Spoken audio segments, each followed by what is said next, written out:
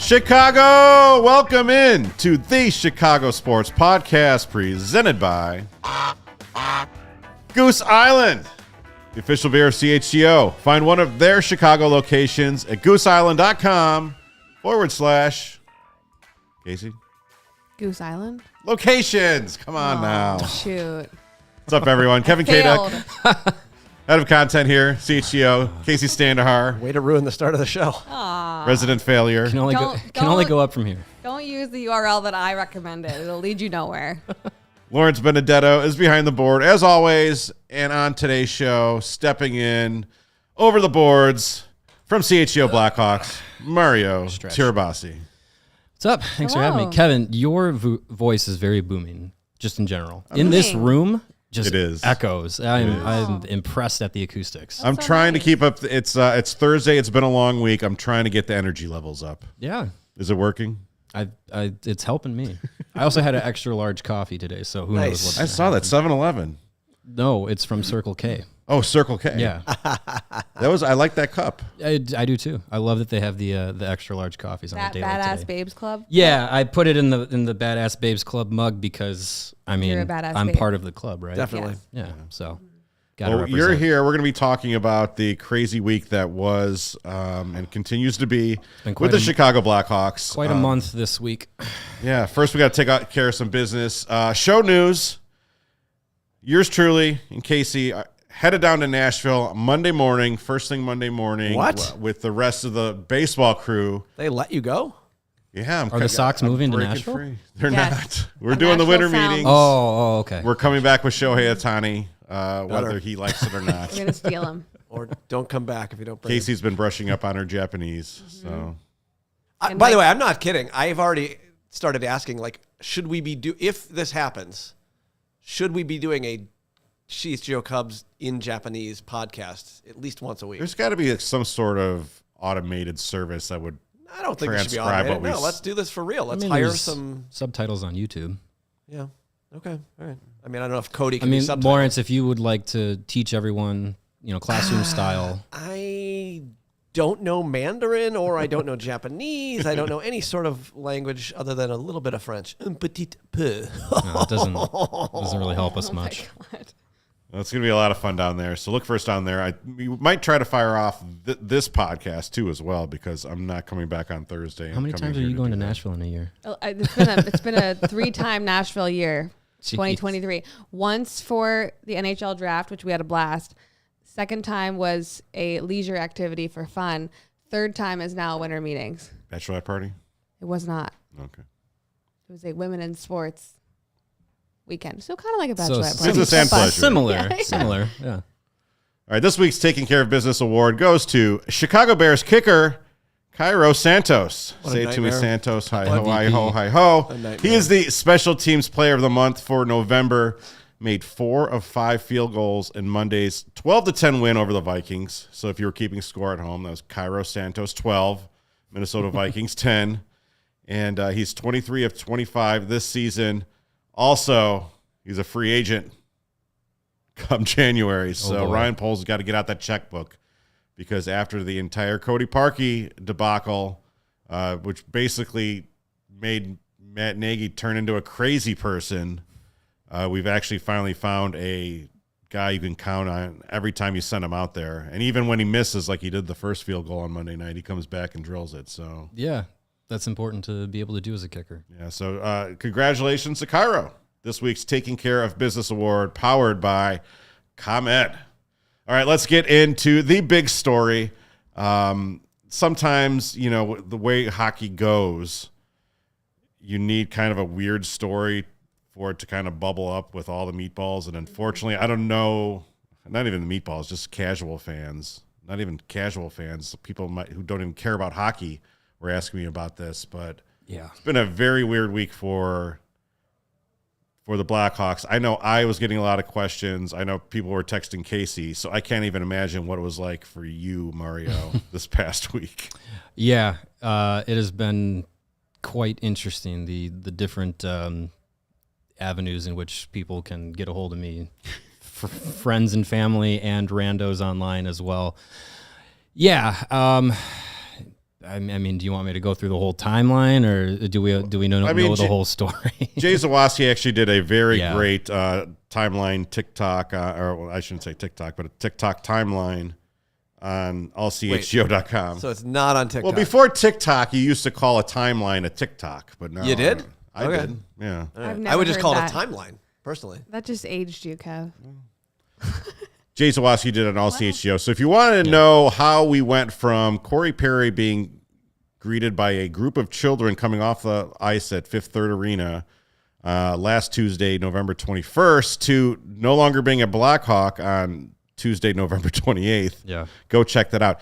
Were you there when he was coming off the ice with all those kids? Yeah, it was a regular practice. They were heading to Columbus later that night to play the Blue Jackets on Wednesday. If I remember correctly, that was the first game in which Lucas Reichel had been moved up to the top line with Philip Kurashev and Connor Bedard, so people were excited about that. The top power play unit was all the kids: Bedard, Reichel, Kurashev, Korchinski, and then Perry was on the top power play unit. And then I mean, he has been an enemy of the Blackhawks and of basically 31 other teams in the NHL that he didn't play for year after year, except for the team that he played for loved him. And when he came here, quickly turned a lot of people in the fan base to loving what he was able to bring to the team on the ice. He was brought in to be a guy off the ice in the locker room as a long-time veteran, a guy who's won a Stanley Cup, a guy who's won an MVP, and be one of those mentors to the young players, to Connor Bedard.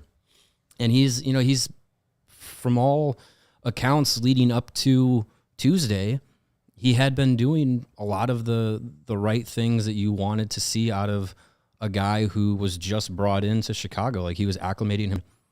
And then we're doing our pregame show for Wednesday night's game, and we get the news that, Perry's been an organizational decision scratch, and we're all confused. Right. And then, everything happens over the last week, and boom, he's gone. And it's one of those things that it's just like, it's hard.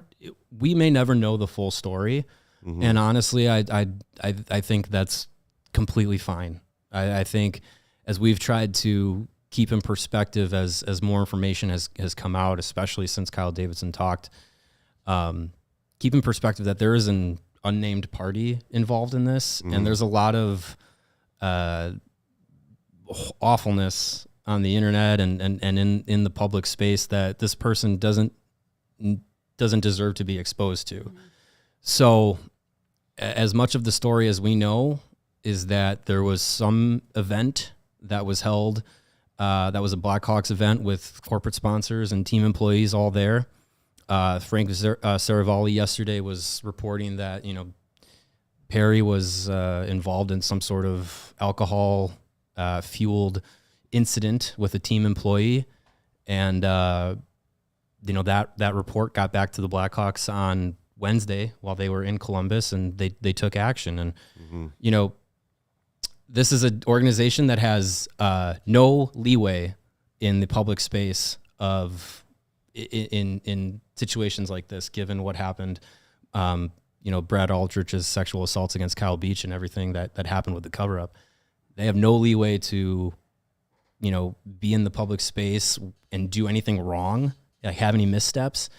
And honestly, to go from reported incident to 6 days later, hard action, dismissal, and getting rid of Perry in the way that they did is actually really impressive. And the way to go about it, the way the information was put out there, sure, you can say that maybe XYZ could have been better. But I think given the circumstances, given the information they had, they did the best that they could. And Kyle Davidson, you could tell in his press conference, was like wearing a lot of the he looked emotions. distraught. Yeah. So, I mean, it's no secret. The rumors and speculations and all that ran wild because that's what the internet is built for, basically.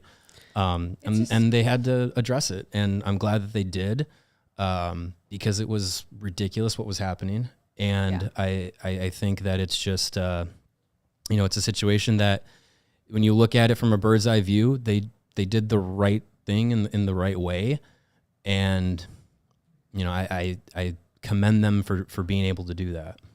It's unfortunate because the Blackhawks have done such a nice job reinventing their image and working through the things they had to work through to get to the place where the franchise as a whole and front office and everything was respected again and starting to get there. Yeah. Yes. I think they had done a lot to try to fix that and work through those issues. And for this to happen again, you see Kyle Davidson just like, how could one more thing? Just wanted to go give him a big hug. Like, he was. It's very rare to see someone in his position have that level of emotion in that kind of setting. And he's a young guy, so he's learning this all in real time. And I like how he said, someone said, should you have done this sooner before the rumors started circulating? And he said, we had to take time to navigate this and go through an official investigation. We needed this much time. I mean, you're trying to figure out exactly what happened with the situation that presumably you weren't present at, right? So you got to gather the facts, right? So at any point, when do you have time? When does Kyle Davidson have time to sit back and say, what is the most ridiculous rumor that could happen on Twitter and spread like wildfire to the point where every single person that Mario has talked to in the past 20 years is going to be texting and asking him about it? Yeah.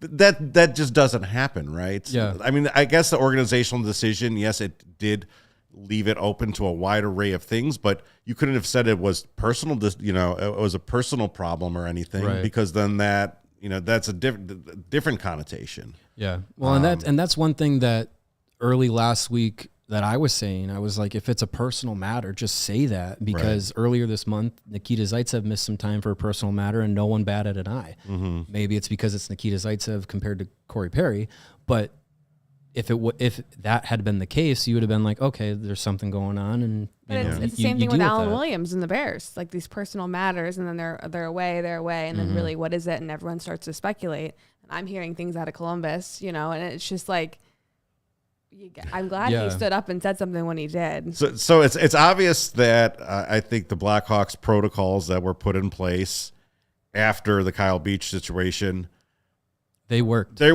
Yeah. So that's a great thing. This person felt comfortable to go to management and say, because it's not a easy thing to do to say, hey, this very well known and very respected in different regards around the league player had an incident with me, and I either wasn't comfortable with it or felt attacked or whatever it was. They felt comfortable to be able to go to management and go through the proper channels and say, this happened to me. And the Blackhawks took the proper actions. Zach Osborne in the YouTube chat says, damned if you do, damned if you don't. Too fast, not fast enough. Too short an investigation. Investigation took too long. People are going to whine no matter what happens. Yeah. I had that thought several times after reading some of the comments to, whether it's your tweets or tweets by other reporters. Absolutely. Yeah, I mean, there's no perfect way to handle this, I would say, but given the way that it was handled by the Blackhawks, it's kind of as best of a scenario as possible that it could have been. And the other side of it too is like, I mean, do people not work for companies? Generally, when there is HR involved and it's personal stuff, like that stuff does not really get made public. Right. And you have to, and for the NHL, you have to go through the players union. You have to go through the league. Like there's so many different channels that in these situations that you have to go through that the union could still file a grievance on this. Yeah, they could. I think it'd be very interesting if they did, because if that were to happen, I think we're going to get a lot of detail about what happened. So I don't know. That would be interesting to see. There have been times where players have been had their contracts terminated before for various reasons, and the league has stepped, or the PA has stepped in to file a grievance. And there have been times where they said, you know what, we don't really have your back on this one. Right. So I don't know what will happen, but I think there's a 60-day timeline for that to happen. So we'll see. So there's still a cynical side of me, though, that says, okay, this was a pretty easy decision to make. You know, Corey Perry did something wrong. You're gone, right? Mm-hmm. But it was also an easy hockey decision, right? If we're being cynical, this doesn't really hurt the Blackhawks. This does not derail a Stanley Cup run, whatever. No. Let's say that that situation had been. Is the same call made? I don't know. Obviously, we can't answer it yes or no. I think given where the team is at, I think the way that they've talked, management has talked about what they are trying to do to rebuild a culture and to rebuild the image of the Blackhawks. So like you alluded to, Kacy, like they have done a lot, and I believe in the words and the things that have been put in place by Kyle Davidson and Danny Wirtz and Jamie Faulkner and the heads of management for the Blackhawks. And sure, if this was, a more prominent player that this happened to, you can think like, I understand. We've all heard things about the championship era, right? Well, okay, so throw the championship era out, because obviously they covered up something huge and a big I'm just saying, problem. But, So I would say, knowing where the team is at, knowing where management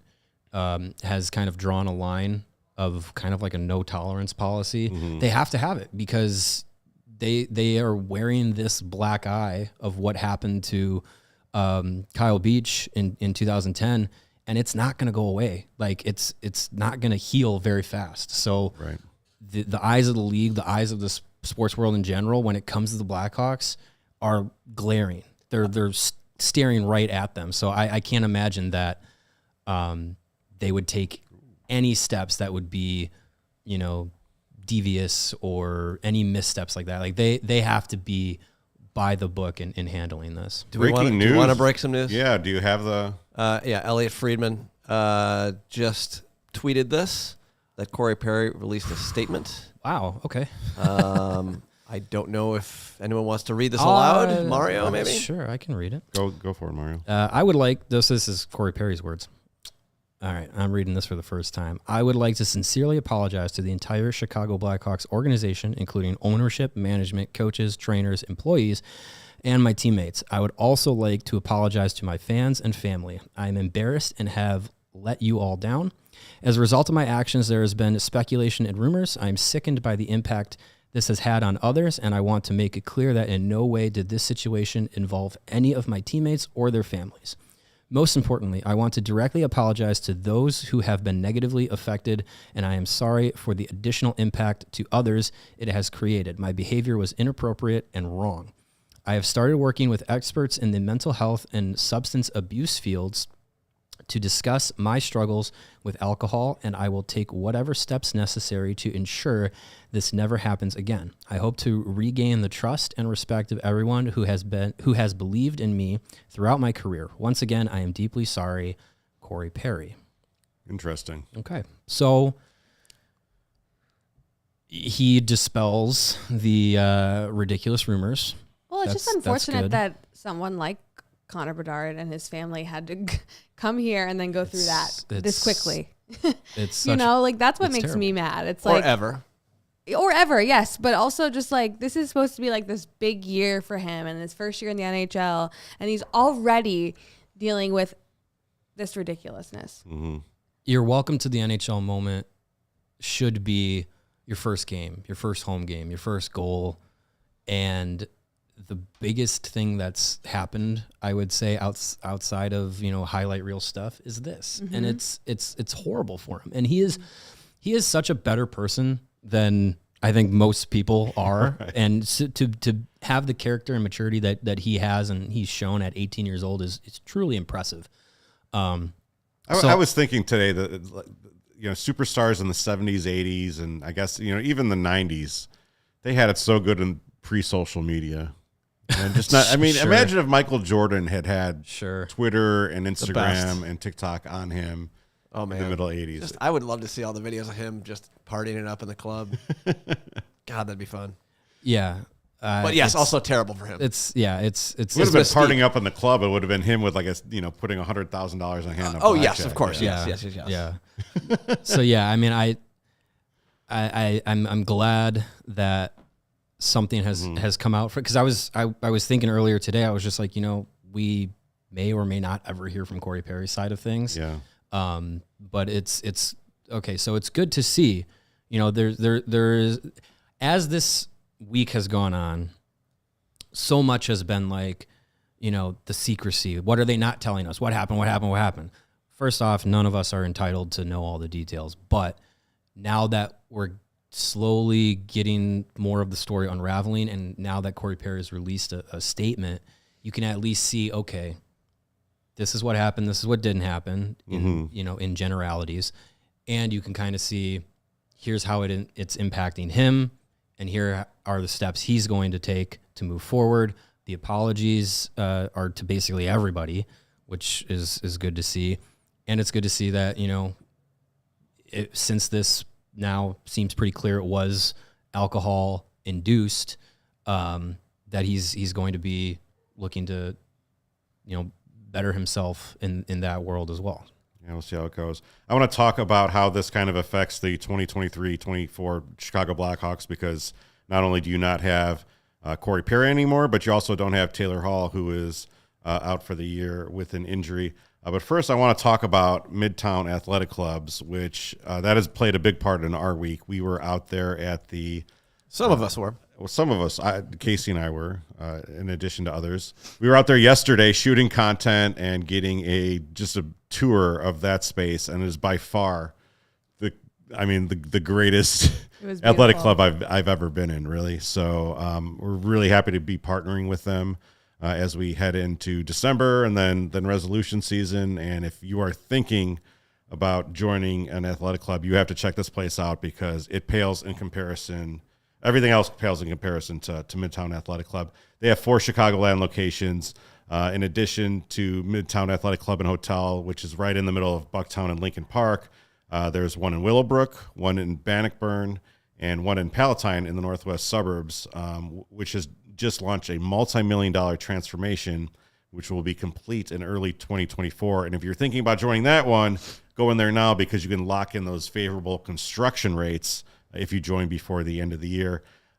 These clubs have something for everyone, and we can attest to that. Kacy and I did a variety of things yesterday. We're paying for it now. We did cardio tennis. We did some sort of hot yoga, which was really tough. I could not keep up with it. Kacy did, but she said it was one of the toughest yoga classes that it was she ever hard, did. And we were shooting content in between, and that was difficult. The tennis was fun. The workout class was very difficult. We did a CrossFit type thing on the fun. Field. That was really fun. And then the yoga was hard. And then we played some basketball, shot some hoops. Yes. Yeah. So again, it's it was really we were there all day, and then after that we did a little steam room, a little sauna. Then we had dinner upstairs. There was a bar to hang out in. There was families there doing homework together, eating, people socializing. It's kind of like a country club. Without going and having to play golf. So, although they did have a golf simulator, which we did, that was our nightcap. So, yes. Head over to midtown.com/CHGO to find out more and to get a tour of the Midtown Athletic Club, whichever one is near you. Again, that's midtown.com/CHGO. Kacy. You want to tell us about game time, Kacy? I do. Kacy, this is your turn. Kacy was thinking about that dead Midtown. air. We need to clean that up. Yeah, I want to talk about game time because this is the season where you're giving gifts that are tickets. Mm-hmm. And you don't want it to be frustrating. You don't want it to be, a difficult time. I hate when you go to get tickets and you get just a seat with an obstructive view, or you get a bad ticket. Why even be there? Why even be there? So you don't have to worry about this with Game Time, though. Game Time is a fast and easy way to buy tickets for all the sports music, comedy, theater events near you. They have killer last-minute deals, all prices, views from your seat, best price guarantee. Game Time really takes the guesswork out of buying tickets. So we have looked at Bulls tickets here, concert tickets, love a good comedian at Chicago Theater. You could go check out that over the holidays. It's always fun to go downtown during the holidays and do something like that. But yeah, they have last minute flash deals. They have zone deals. They're easy to find tickets. And you can kind of look for anything in your area. They have, like I said, views from your seats. They have the lowest price guarantee, events cancellation protection, job loss protection, etc. It's the only ticketing app that gives you complete peace of mind with your purchase. See the view from your seat before you buy. You know exactly what to expect when you arrive. I love that. I want to be like, how are me and whoever I'm going with going to feel in these seats? Yeah. It's a good feeling to know that ahead of time. All-in prices show your total up front, so you know you're getting the best deal without hidden fees. You can buy tickets in seconds with 2 taps on the app.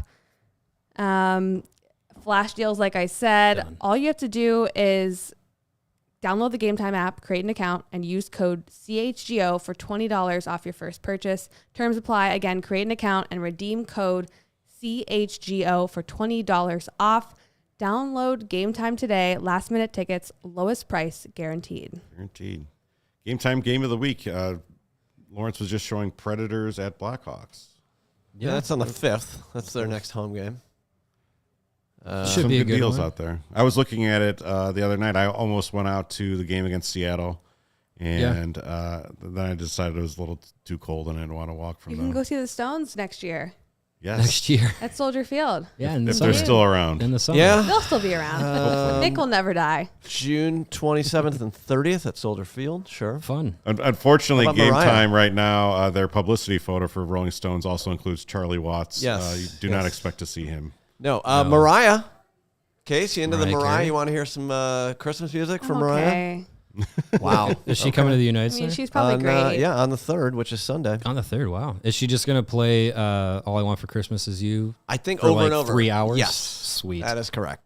Good song. Pay to Good see tune. that. We love that song. She's Mrs. Christmas. She has done a great job of making the most of Christmas. That's for sure. All right, want to thank everyone for tuning in right now, listening to Blackhawks hockey here with Mario. Hit that like button. The Hawks play tonight against the Red Wings, and like I alluded to before the break, I think the Blackhawks came into this, thinking this was going to be a season in which Taylor Hall and Corey Perry could maybe help Connor Bedard get through the NHL, get him acclimated to life in the NHL. Help him on the ice with their talents and their know-how, and those guys are not here anymore. At least, Taylor Hall will be here next year because he's on a 2-year contract, Right. presumably. Corey Perry will not be. This No. is a team that has looked at times, hey, like you've gotten really excited at times. Other times they've gone out and have not looked great, which I think is to be expected. But like what going forward from here, like what do you really expect, Mario? They're 25% of the way into the season. I think the hang up that's been for us this year is that last year's team was out talented in like 95% of games that they played, but they were not outworked in most of those games. They had the mentality that they were going to come in, play a simple game, play with purpose. And it was a reflection of what Luke Richardson preached coming in as a first-year coach. And so we expected this year's team, which on paper looked a little bit more talented up and down the roster and would have that same mentality and that same effort and energy level night in and night out that we saw last season. And we haven't seen that for most games, I'd say, this year. Their last game against Seattle was probably the quintessential game that Luke Richardson wants them to play. And they played straightforward, north and south. They were getting goals off of deflections, rebounds in tight around the net. Like, those are the kinds of plays that this team has to rely on. Like, we're all excited about seeing, Bedard and Reichel and Kurashev and these young guys that have a lot of skill. we're really excited to see them show off that skill, right? Mm-hmm. But they're not there yet. They're not the guys that can control the flow of the game, and this isn't the roster that's built to make every goal a highlight goal. Like, this is a roster that still needs to just go straight to the net, try and get pucks through with traffic, rebounds, simple things that they've been taught and told since they started playing hockey when they were 4, 5, 6 years old.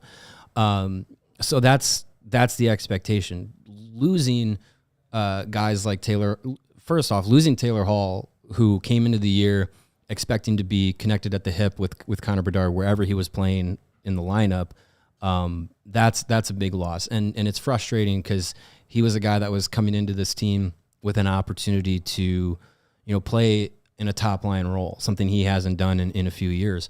Mm-hmm. Got, a number one pick in when he was drafted in 2010, a former MVP, like this, another guy who has done a lot in his career. And not having him on the ice, he's still around the team, but not having him on the ice is a big blow to the team. Absolutely. Not having Perry around. He was, to be honest, he was pretty effective, and he was one of those guys. He was third on the team in scoring before he was dismissed from the team.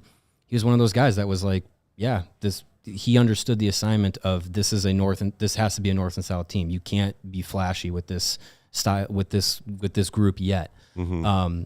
They still have Nick Foligno around, who basically, your de facto should captain, be the right? Honestly, he's the captain of this team right now, and he's been the one that has been facing the media a lot, and he has been the one that has been driving home after losses the message of like the same thing. Like, you have to play simple. You have to be able to come in and night out with the will and the desire to play a simple game to get results. And like I said, like, the Seattle game was like the first time that we've seen that, like, start to finish style of play, and it worked out. So I think if that can be a restarting point, let's say the start of the season should have been the starting point, but if the Seattle game couldn't be like a restarting point of like, let's have that game be the model of the culture for this team, the identity of this team. If that can be the thing moving forward, there's going to be a lot more digestible hockey ahead of the Blackhawks. Does it worry you at all from a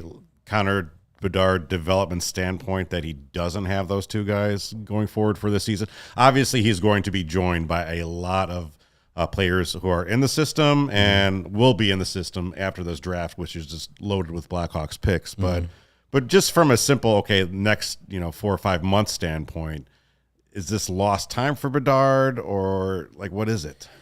I think it makes it a little more challenging, but I this year I was really never worried about his development. I think a lot of the things that Nick Foligno and Corey Perry and Taylor Hall were brought in to do were like off the ice things, being able to have some leadership in the locker room, be guys who could talk to the media and be able to kind of shoulder a little bit more of that load. Bedard's been able to handle a lot of it, which, to his credit, as a very young 18-year-old is again, like, it's impressive to see that he's been able to handle it well.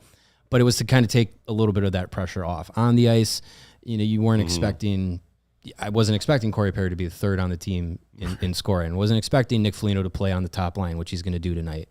And has done a number of times. So as far as like Bedard's development, you want to kind of see it go alongside the other guys that you imagine are going to be here in the same time frame that he's going to be here, especially with the on-ice development. You want to see him and Philip Kurashev grow chemistry and grow their skill sets, which they've been able to be doing.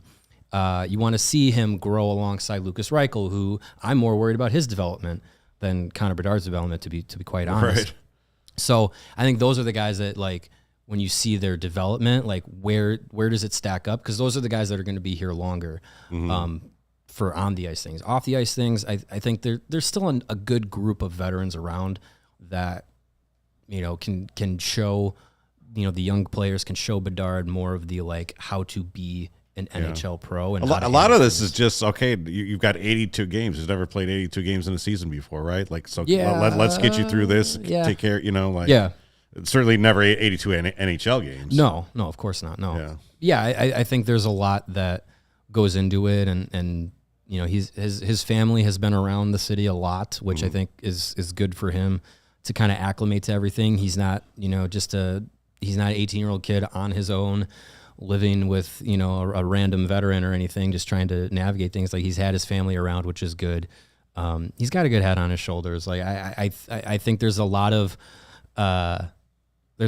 worrying that I've seen in our chats and online and everything about, you know, down the road, like when his entry level deal is up, what's going to happen when he's no longer an RFA? What's going to happen? I think there's no reason to worry that, you know, anything is going to drive him away or anything like that. I think he is he's acclimating to the city, he's acclimating to the team. He knows his role within the organization, and I think he's doing a good job of embracing it. Everyone's making a big deal of what's happened in the past week, but all that just is, you know, a week from now, everyone will have forgotten about this. And knowing that the rumor and speculation and all the bullshit that was going around, knowing that was denounced by media, I know Charlie Romeliotis and Phil Thompson both said, like, this is not true. So commendable for them to, you know, have to face that. But also now from Kyle Davidson and now from Corey Perry, it's just like, okay, all that is like, I hope that wave has crashed and doesn't return to shore.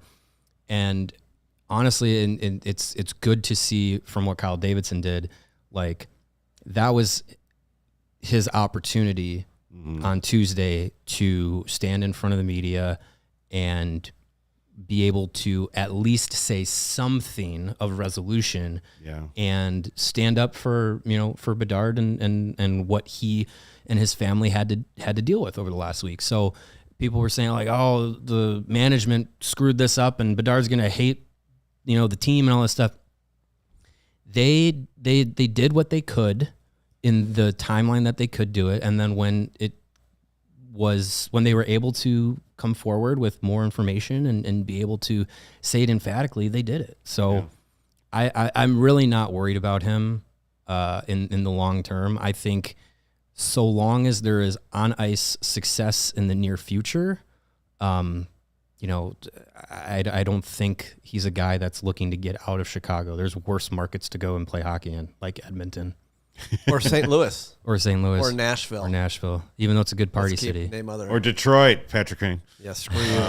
We're going to talk about Patrick Kane. But first, I want to tell you about the Black Friday savings time at Ray Chevrolet in Fox Lake. And look, I just said Black Friday. It actually goes through tonight at Fox Lake. So if you want to capitalize on this offer, you probably have to stop watching us. And, well, actually, you can still watch us. Yeah, just put us on in your car. Yeah, exactly. Yeah, just use your Bluetooth situation. You can listen. If you live in the city, it'll take you about an hour 15 to get out to Fox Lake. I know that because that's my area. There you go. Yeah. As one of the top-selling Chevy dealers in the Midwest, you'll always be able to shop one of Chicagoland's largest Chevy inventories up there at Ray Chevrolet. And all month long, people have saved big at Ray Chevy during the Black Friday sales event, where they have chosen from over 100 Silverados in stock, and that Silverado is the perfect tailgate vehicle. And when they chose that, they not only got the perfect tailgate vehicle, but they got 0% financing with $0 down and 0 payments until 2024. They also got a free oil change, and that's what anyone can get at Ray Chevrolet in Fox Lake. Free oil change. All you need to do is mention CHGO when scheduling your oil change. It's an offer you won't want to miss, but you have to schedule it by November 30th, which is today. So dial them up. Buy with confidence with the Ray Price Promise. It's a guarantee that the price you see online is the price you pay when you go into the dealership. In many cases, other dealers will raise the price on you when you come into the dealership, saying things like, are you a recent college graduate? Are you active in the military? Are you a farmer? In most of those cases, the answer is no. And that's when the other dealers raise the price on you, saying the price online that you saw included limited rebates that you just don't qualify for. At Ray, that is never the case. The price you see online is the price you pay, with no add-ons or hidden fees ever. In fact, Ray will do everything possible to find additional savings for you, which may make the price lower than you see online.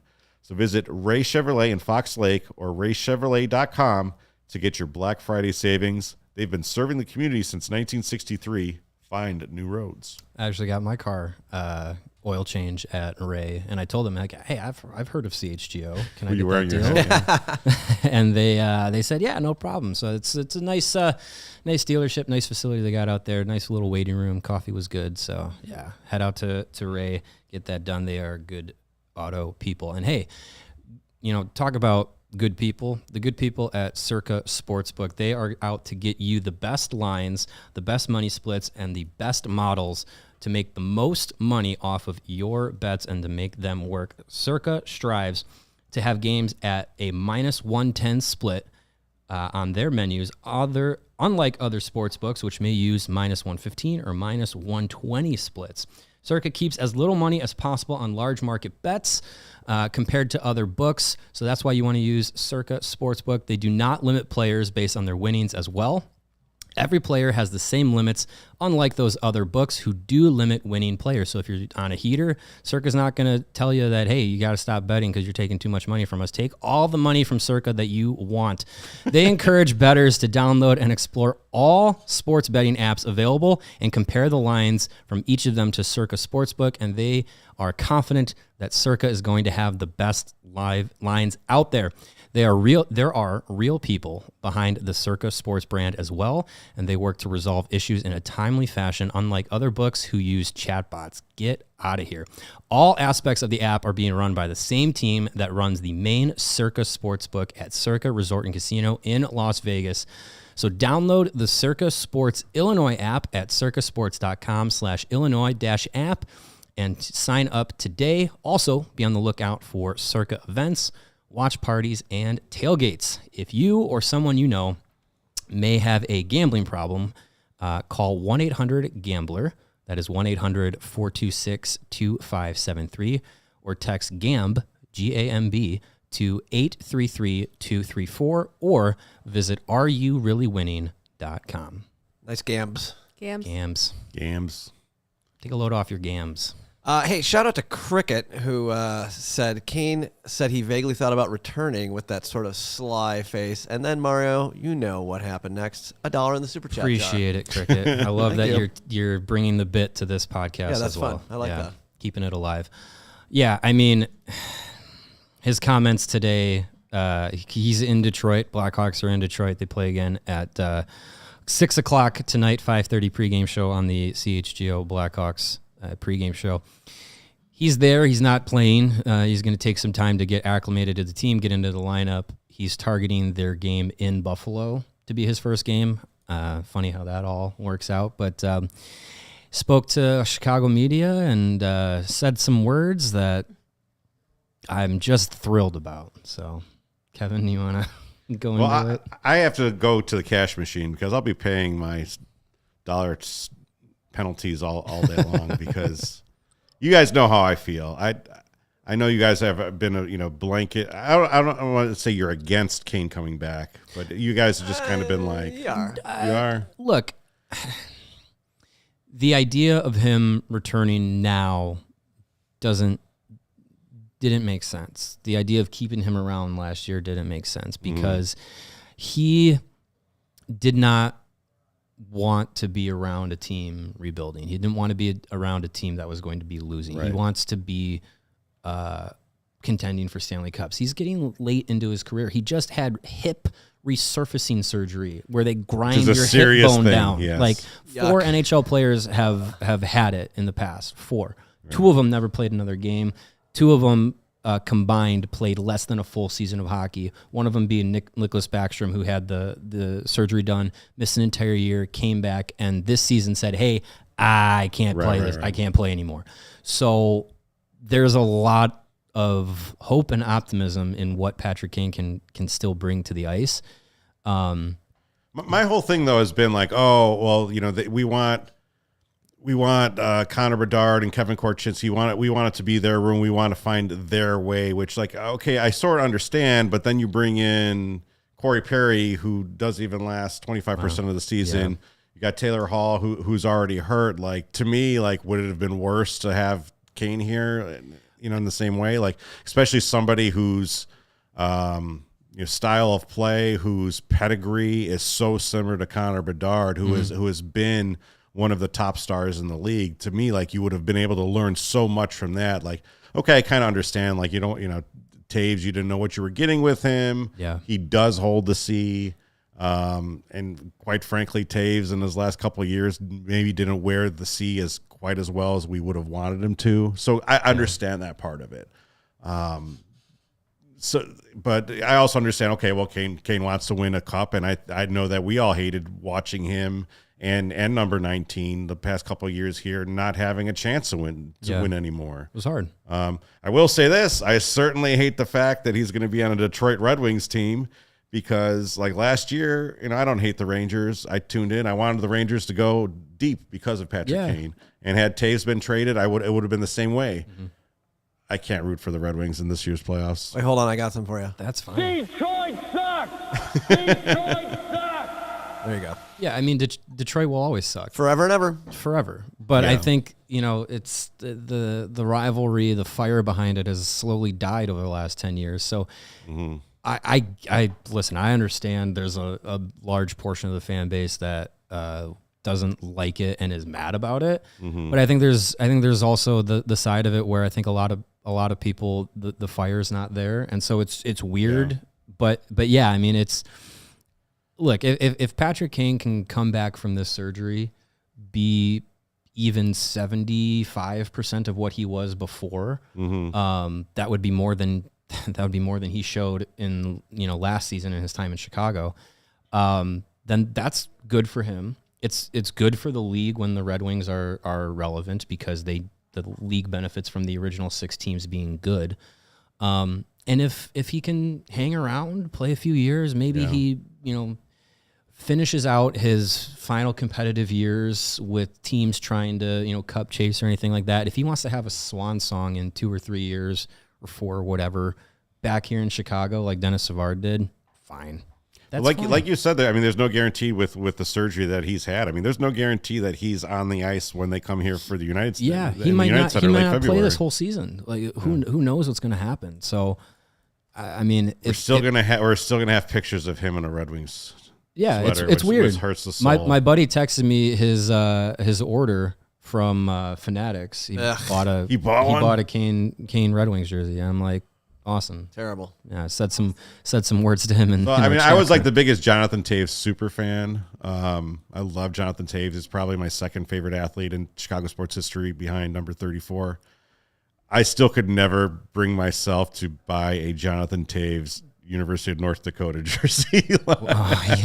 being a Wisconsin alum. So that's a sweet jersey though. I've seen them around. I think Kevin, or I'm not Kevin. Greg has one. Does he? Yeah, I think you're right. They're beautiful sweaters, but it'll be weird. But I think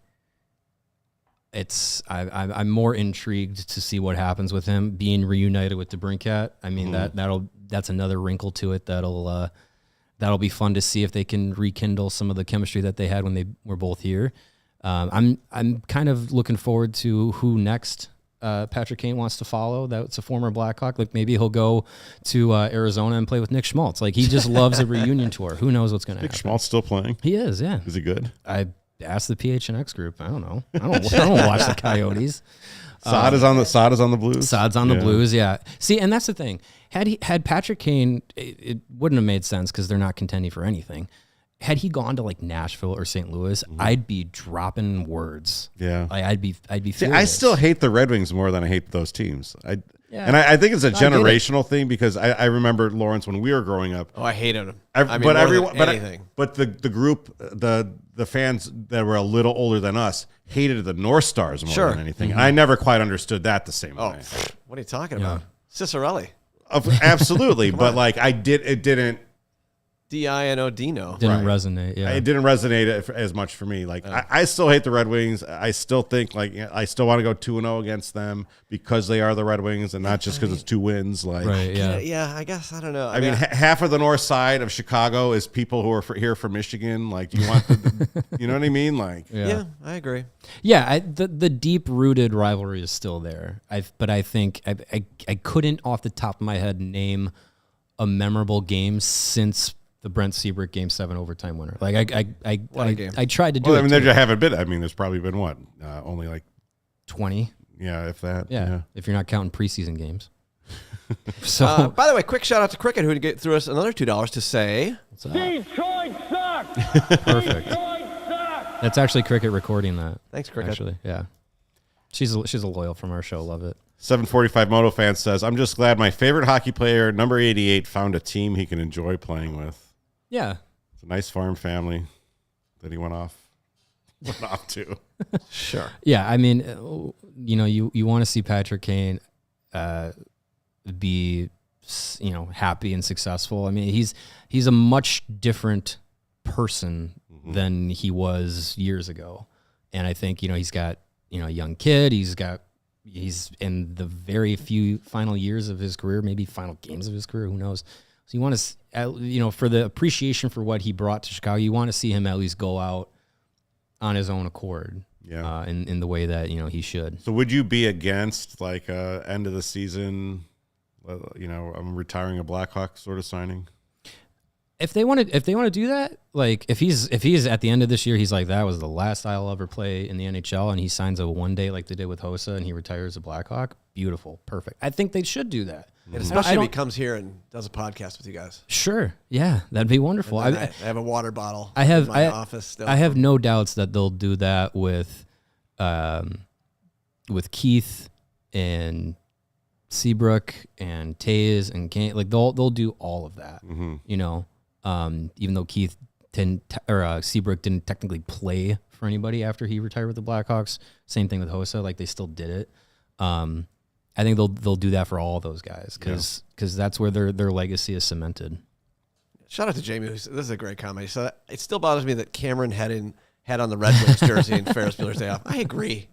That sucked. John Hughes was a Red Wings. Screw that. It's a Chicago movie. What are you doing putting him in that? It's bullshit. I think what's screw you, Cameron. I think what's less true about him being like a Red Wings fan in the city is that when they're going around the city, not a single person in Chicago shit talks him for that jersey. Like he's just sitting at Wrigley Field unbothered.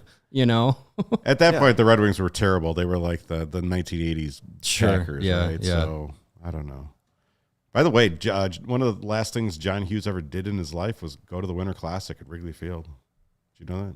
Really? Mm-hmm. I did not know that. He was there. Good way to go out. If you're a Red Wings fan. Yeah, sure. All right. Kacy, what do you got for us? I have more for you? I don't know. It just seems like you're catching up on work over here. What do we miss? No, I just feel like you guys didn't need me today. You guys were going in a direction. It's what happens when I have an extra large coffee. Yeah. I'm full of energy. Sugar. Obviously, I'm glad to have seen the Corey Perry statement. I think it's time. Like, I think what you said, what Jay said, what Greg has said, it's time to heal and move forward from it. Those are just kind of my closing thoughts on the whole thing. Mm-hmm. You still have good guys like Nick Foligno and some of the other players on this team that can be a role model for Connor, and he seems like he has a good head on his shoulder anyway. Absolutely. You guys interview him all the time. Yeah. We saw him at the draft.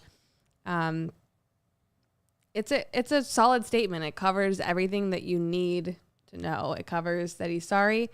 It squashes the rumor. Mm-hmm. It shows you that he's going to work on himself because a lot of people need that like resolve feeling of like, okay, well, what are you going to do about it? Mm-hmm. That's just what I would say, in closing. Got a bit of a tough week for him. So yeah. Yeah. I mean, that's kind of the other side of things is just like you think about what him and his family are going through. Cause now all of a sudden, I'm not one to speak about, experiences with substance abuse or anything like that. But, you gotta think that this kind of incident is something that weighs heavy on him and his family for how it happened and the fallout from it. Like he signed a $4 million contract to be here, and no other team in the NHL was going to give him $4 million at this stage in his career. So, that's a big chunk of change that's no longer, going to be coming to you. So, that's a big ramification of it. And, I hope that, it almost sounds weird to say, but it's kind of a positive resolution to it that this was the extent of what happened, and he is very clearly like apologetic for it. And he's also like taking steps to like get help, and hopefully it's. You hope he is. You hope he's not just saying that. Right. I Yeah. mean, Yeah. you know. And yeah, hopefully it's, you know, it's something that the organization and Perry and, you know, whoever else was involved in can like come to some like resolution and conclusions with it, and hopefully all move forward in a positive direction. Kacy, you went to Nashville. You came back with Connor Bedard. Prediction Was time. he in the car? I missed Yeah, that. I just stuffed him in a bag. Shoved him in a suitcase. Yeah. and took Prediction him back. time. Will you go to Nashville and come back with Shohei Ohtani? Yes. Oh. 1 for 1. No, I don't know. I hope so. I heard rumors that he didn't like all the teams. He said he wasn't going to go to a team that was talking about him a lot. Okay. Did you guys hear that? I mean, that's probably everybody. I mean, that kind know, of but the fact sucks because that's like 30 MLB teams. that right? actually probably means he's going to the White Sox because no one's There we expecting go. to to the White Sox. I have a bad feeling he'll end up in LA. I mean, he was obviously already in California, but I know the him being a Dodgers- Dodger makes sense. A Dodger. Yeah, and I think sadly that's where I think this is going. But I would love to have him as a Cub. I would love to bring him back from the winter meetings. Best Christmas ever. That would be amazing. Come We on, deserve Jed. it here at CHGO. Make it we happen, deserve Jed. it. There'd be some good No stuff. more bad news. Only good news. Yes, we need some good news in this city. All right. Well, we appreciate you tuning in to the Chicago Sports Podcast. Thanks to Mario for stepping in and lending his Blackhawks expertise. That was a great show. Thanks to Kacy. Thanks to Lawrence. I'm Kevin Kaduk, head of content at CHGO. We'll see you in Nashville next week. We all silly like the mayor.